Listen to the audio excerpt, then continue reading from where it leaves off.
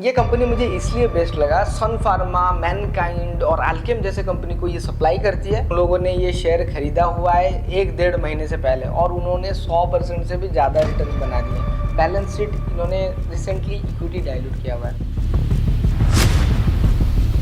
Recently मैंने एक market के ऊपर वीडियो बनाया था कि मार्केट स्लो डाउन हो रहा है, यहाँ से जब रिवर्स करेगा तो स्टॉक्स रैपिडली बढ़ने लगेंगे। तो अभी वही सिनेरियो देखने के लिए मिल रहा है। ब्लिस जीवीएस फार्मा 3 महीने में 175% रिटर्न बना चुका है। ऐसे बहुत सारे मैंने वीडियो बनाया हुआ है बिहाइंड द प्राइस सीरीज में, तो वो सब आप जाके चेक कर सकते हो। ये कंपनी मुझे इसलिए बेस्ट लगा, सन फार्मा, मैनकाइंड और अल्केम जैसे कंपनी को ये सप्लाई करती है, बट एक्सपोर्ट नहीं कर सकते। और इस कंपनी का 94% एक्सपोर्ट से ही बिजनेस बनता है। बहुत ही इंटरेस्टिंग इसका बिजनेस मॉडल है। चलो समझते हैं इसके शेयर प्राइस क्यों बढ़ रहा है और क्या क्या इसके अंदर छुपा हुआ है। तो पहले शेयर प्राइस के बारे में अगर देखा जाए तो कंपनी बहुत ही पुराना है, 1984 का कंपनी है। और शेयर प्राइस देखा जाए तो 2015 में इन्होंने लगभग 212 का हाई लगाया था और तब से लेके 2025 तक ये कंपनी कंसोलिडेट फेज में था और यहाँ पे ब्रेकआउट हुआ है और करेंटली कंपनी जस्ट डबल ही हुआ है।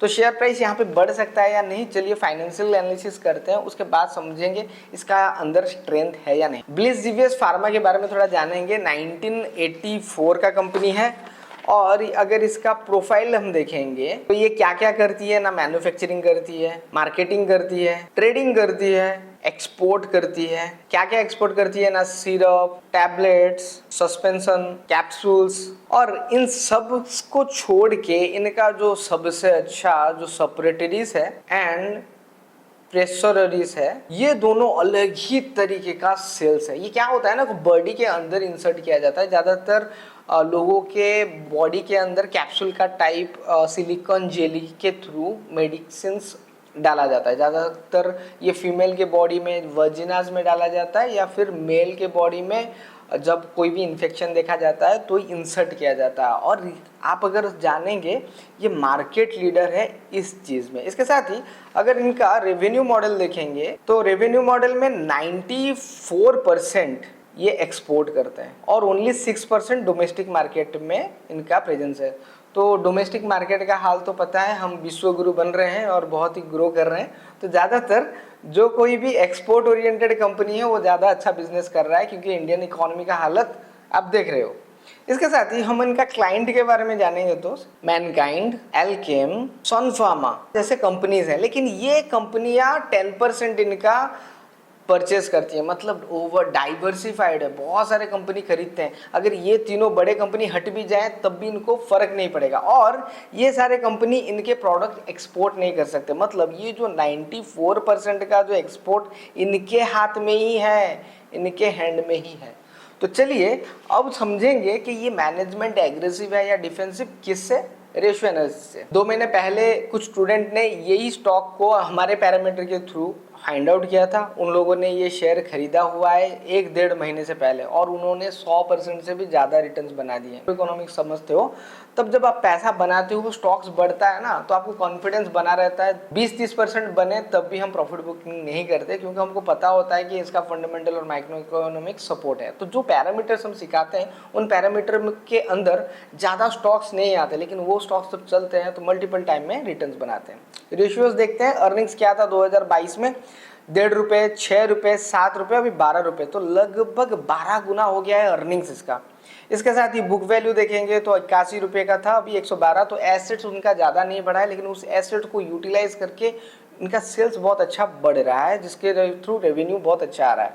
मार्जिन देखेंगे तो 25% का ग्रॉस प्रॉफिट है, 22% का ऑपरेशन प्रॉफिट है। मतलब ज़्यादातर ऑटोमेशन ही बना हुआ है, क्योंकि 3% का ऑपरेशनल कॉस्ट में ऐसे कंपनी मैन्युफैक्चरिंग करना थोड़ा डिफिकल्ट है। उसके बाद नेट प्रॉफिट 14% है। देखिए जितने भी मैन्युफैक्चरिंग इंडस्ट्रीज होते हैं उनका ऑपरेशनल कॉस्ट हमेशा ज़्यादा रहता है। ऑपरेशनल कॉस्ट में जैसे कि employ cost, manufacturing cost, product cost, raw materials, ये सारी चीज़ें रहते हैं ऑपरेशनल और डायरेक्ट एक्सपेंडिचर में। तो यहाँ पे बड़ा खर्चा जाने का चांसेस होता है, लेकिन उसमें इनका पकड़ बहुत अच्छा है और 14 करोड़ रुपए हाथ में आते हैं, जो कि 3 करोड़ के हिसाब से देखें तो लास्ट 5 सालों में 5 गुना लगभग इन्होंने प्रॉफिट्स बनाया हुआ है। रिटर्न रेशियो के बारे में देखा जाए तो आरओई, आरओसी ढंग का नहीं है, आरओसी बहुत ही चलेगा, आरओसी एवरेज है, लेकिन आरओई थोड़ा हाई है। तो ये हमको बताता है कि जब हम अभी प्राइस दे रहे हैं उसके हिसाब से जो रिटर्न्स है वो अगर देखा जाए तो 10% का बन रहा है। तो डेफिनेटली ग्रोइंग स्टॉक्स हमेशा आपको हाई आरओई में ही मिलते हैं। लिक्विडिटी में अगर देखेंगे बहुत अच्छा लिक्विडिटी ये मेंटेन कर रहा है। लिक्विडिटी आपको ख़राब मार्केट में बहुत ही अपॉर्चुनिटी ग्रैब करने के लिए हेल्प करता है। उसके साथ ही cash is king in bad economy. और जब कोई भी अडॉप्शन करना आता है, क्योंकि फार्मास्यूटिकल में बहुत सारे टर्म्स एंड कंडीशन होते हैं, बहुत सारे R&D करना पड़ता है, तो वहाँ पे खर्चा रहता है और आने वाले समय में खर्चा बढ़ सकता है। ऐसे सिचुएशन में करंट रेशियो दर्शाता है कि ये मैनेजमेंट अपने आप को समझती है और डिफेंसिव है, एग्रेसिव नहीं है। एग्रेसिव कंपनी ज़्यादातर अपने हाथ से पैसा खत्म कर देती है। लिवरेज देखेंगे तो नो लिवरेज है, तो अगर अभी इंटरेस्ट रेट्स बढ़ता है तो इस कंपनी को कोई भी फर्क नहीं पड़ेगा। टर्नओवर रेशियो और वैल्यूएशन रेशियो मैं नहीं देखता, क्योंकि कैश फ्लो स्टेटमेंट में मैं ये चेक कर लेता हूँ वैल्यूएशन खुद से मैं। तो चलिए हम जानते हैं अभी प्रॉफिट एंड लॉस स्टेटमेंट में इनका पैसा कहाँ से आता है। देखिए ज़्यादातर लोग प्रॉफिट एंड लॉस स्टेटमेंट क्यों देखते हैं, ना प्रॉफिट बन रहा है या नहीं, लेकिन मैं प्रॉफिट एंड लॉस स्टेटमेंट इसलिए देखता हूँ कि प्रॉफिट कहाँ से आ रहा है, तब जाके मैं आने वाले समय में प्रॉफिट आएगा या नहीं, वो जो सिचुएशंस है वो बन रहा है या नहीं वो पता कर सकूं और फ्यूचर में अर्निंग्स की ग्रोथ को प्रेडिक्ट करके उसमें पैसा बना सकूं। तो यहाँ पे अगर देखेंगे 400 करोड़ का सेल्स था, अभी 900 करोड़ का सेल्स है, तो देखा जाए सेल्स जस्ट डबल हुआ है, लेकिन अर्निंग्स देखेंगे 60 करोड़ का था 113 करोड़ का हुआ। यहाँ पे भी मैं देख रहा हूँ अर्निंग्स जस्ट डबल हुए हैं, लेकिन लॉन्ग टर्म सिनेरियो में देखें तो यहाँ पे ईपीएस ये बता रहे हैं कि 7 यहाँ पे 2022 में इनका अर्निंग्स बहुत ही ज़्यादा गिर गया था प्रीवियस सिनेरियो से। अभी वहाँ से बढ़ के लास्ट 10 साल के हाई जो कि 2019 के सिनेरियो में जो बना रहा था वहाँ पे ये लौट रहा है। अगर 19 के सिनेरियो में देखूंगा यहाँ पे ऑपरेटिंग मार्जिन भी उतना परसेंटेज वाइज बढ़ा नहीं था, तो यहाँ इनका पैसा कहाँ से बन रहा है, पैसा बन रहा है अदर इनकम से। तो अभी अगर देखें तो ये अदर इनकम इनका फ्लक्चुएट कर रहा है, 2 साल आता है 2 साल नेगेटिव जा रहा है। तो ये जो अदर इनकम है इसको हमको पता करना पड़ेगा, क्योंकि ये रीज़न है प्रॉफिट्स बढ़ने के पीछे। अदर इनकम से अगर घट जाए तो प्रीवियस ईयर का जो अर्निंग है उसके साथ ये सेम हो जाएगा।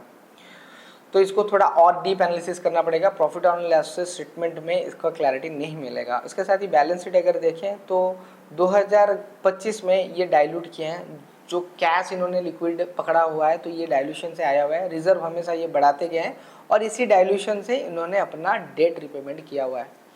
तो देखा जाए तो इनका फाइनेंशियल स्टेटस तो उतना अच्छा मुझे लग नहीं रहा है, क्योंकि बुरा नहीं है, एवरेज है, एवरेज से थोड़ा अच्छा है, लेकिन इसको बेस्ट नहीं बोल सकते। Profit and loss statements okay, क्योंकि अदर इनकम से प्रॉफिट आ रहा है, और बैलेंस शीट इन्होंने रिसेंटली इक्विटी डाइल्यूट किया हुआ है। राउंडर कोर्स हम प्रोवाइड करते हैं, वो पढ़ लेंगे तो आपको क्लैरिटी आ जाएगा कैसे एनालिसिस किया जाता है, कैसे एनुअल रिपोर्ट के अंदर जाके हम अदर इनकम को क्लैरिटी के साथ देखेंगे, वो चीज़ आपको पढ़ सकता है। लेकिन ये वीडियो में ये सारी चीज़ें मैं शेयर नहीं कर सकता।